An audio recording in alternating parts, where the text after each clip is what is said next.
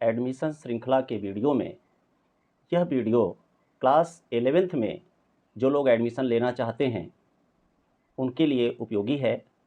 जो बच्चे 10th पास कर चुके हैं व जो 10th में पढ़ रहे हैं, ऐसे बच्चे इस वीडियो को ध्यान से सुनें व अपने संबंधियों को भी, जिनके बच्चे इस स्टेज पर हैं, उनको शेयर करें जिससे कि वे लाभान्वित हों।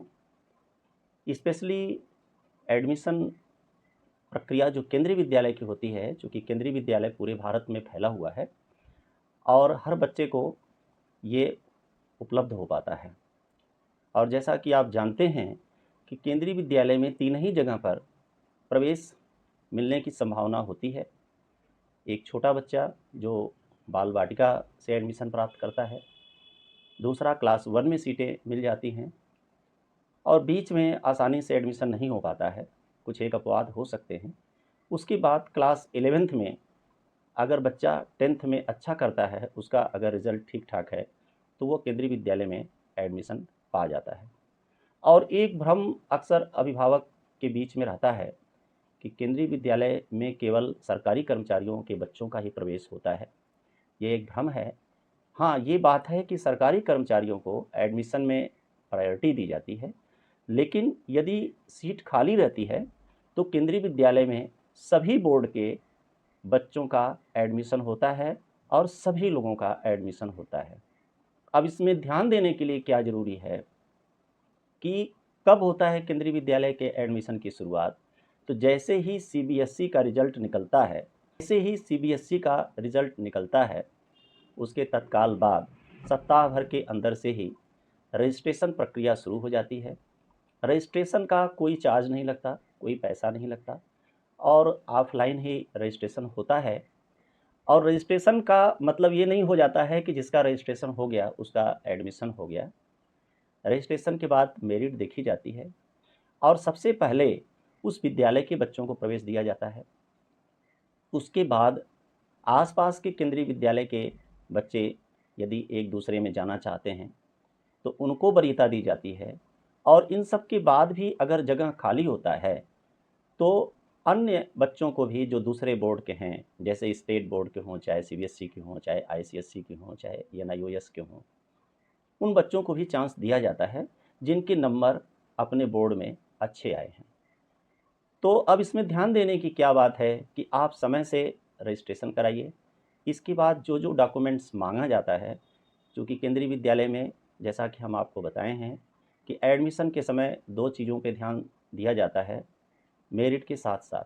ये 2 चीज़ें क्या हैं? एक तो कैटेगरी वाइज़ एडमिशन होता है, पेरेंट्स से कैटेगरी बनती है, कैटेगरी 1, 2, 3, 4, 5।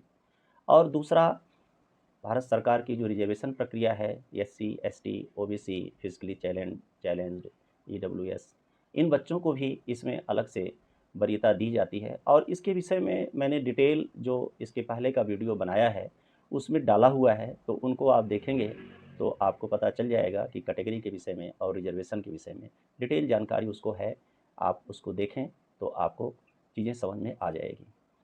तो जैसे जिनका जो बच्चे 10th पास कर चुके हैं और वैसे तो रजिस्ट्रेशन प्रक्रिया ज़्यादातर विद्यालयों में पूरी हो चुकी है, देख लें। और अगर कहीं-कहीं चल रही है तो वहाँ आप जा कर के अवश्य अपने फॉर्म को डालें। और ख़ासकर जो 10th के बच्चे हैं, वे और उनके अभिभावक इस बात का ध्यान रखें, चूँकि 10th में पास हो जाने भर से 11th में एडमिशन नहीं हो जाता। केवल 11th ही ऐसी जगह है जहाँ आपके एडमिशन में आपकी मेरिट देखी जाती है। तो 10th में आप सिंसियर हो जाइए, 9th तक आप जैसे भी पढ़े हैं 10th में सिंसियर हो जाइए कि आपका अच्छा नंबर आए, जिससे कि आप अपनी मनचाही स्ट्रीम में क्लास 11th में एडमिशन पा सकें।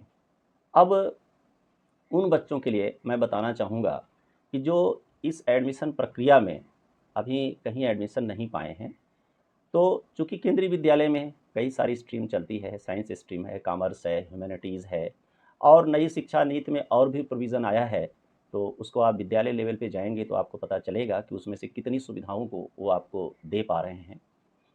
और यदि किसी विद्यालय में आपका मनचाहा स्ट्रीम आपको नहीं मिल रहा है, जो मिनिमम कट ऑफ मार्क्स है केंद्रीय विद्यालय के द्वारा, अगर वहाँ तक है और मेरिट की वजह से आप वंचित रह जाते हैं या कोई बच्चा अन्य किसी वजह से एडमिशन अभी तक नहीं पा रहा है, एक बात ध्यान रखें कि 30 जून तक तो केंद्रीय विद्यालय में प्राचार्य लोगों के हाथ में ही यह पावर होता है कि जब तक उनकी सीट फुल नहीं हो जाती है, 30 जून तक वो प्रवेश लेते रहेंगे। तो आप अगर केंद्रीय विद्यालय में क्लास 11th के लिए इच्छुक हैं एडमिशन के लिए, तो आप आसपास के विद्यालयों में जाइए और प्राचार्य से मिलिए, वहाँ के एडमिशन इंचार्ज से मिलिए और वहाँ की स्थिति को देखते हुए जैसा वो आपको निर्देशित करते हैं, वैसे उनके अनुसार आप चलिए। इसके अलावा एक विशेष बात मैं और बताना चाहूँगा, जो लोगों को पता नहीं होती है, और इसके लिए आप अपने रिश्तेदारों को भी इस वीडियो को दे सकते हैं, जिनके बच्चे क्लास 10th पास किए हैं, उससे वो लाभान्वित हो जाएंगे कि केंद्रीय विद्यालय की 30 जून तक प्राचार्य लेवल पर जब एडमिशन प्रक्रिया पूरी हो जाती है, तो उसके बाद देखा जाता है कि किन किन विद्यालयों में सीट नहीं भरी है। उसकी जानकारी जो रीजनल ऑफिस है केंद्रीय विद्यालय का, क्षेत्रीय कार्यालय जो होता है, वहाँ पर डिप्टी कमिश्नर के पास दी जाती है और फिर उन सारे विद्यालयों का जहाँ पर वैकेंसी है, डिप्टी कमिश्नर के परमिशन से, उनके आदेश से, उनकी अनुमति से 31 जुलाई तक उन वैकेंसियों को भरा जाता है। तो जो पेरेंट्स या जो बच्चे किसी वजह से उन विद्यालयों में प्रवेश नहीं पा रहे हैं जहाँ पे उन्होंने रजिस्ट्रेशन कराया है, तो वो ध्यान दें कि जैसे ही वेबसाइट पर वो देखते रहें, केंद्रीय विद्यालय संगठन की वेबसाइट पर देखते रहें और वो देखें कि किन विद्यालयों में, अगर आपके बाहर खासकर जो शहर होते हैं, शहरों के आउटस्कर्ट एरिया में जो केवी होते हैं, वहाँ पे अक्सर जगह खाली मिल जाती है, तो आप वहाँ कोशिश कर सकते हैं।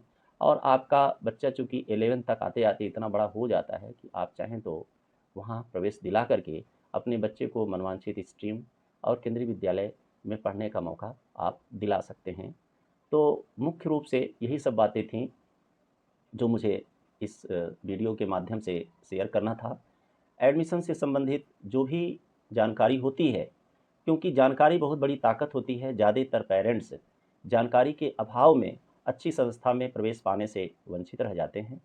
तो ऐसे अभिभावक वंचित न रह जाएं, वो लाभान्वित हों, उनके लिए ही यह वीडियो बनाया गया है।